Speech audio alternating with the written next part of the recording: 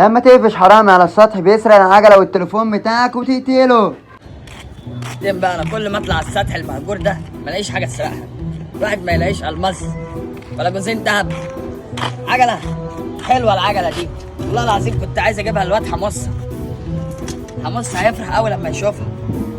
ايه ده في تليفون 12 برو ماكس، ده نستو. باخدهم وامشي.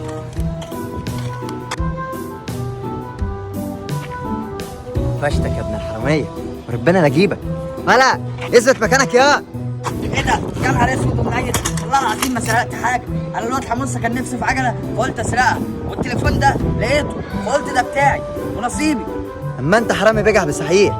هلا سيب التليفون والعجله يا عم انا سبت العجله اهو، خلاص بقى انا هاخد التليفون وانت خد العجله وبالنص بعدل الله.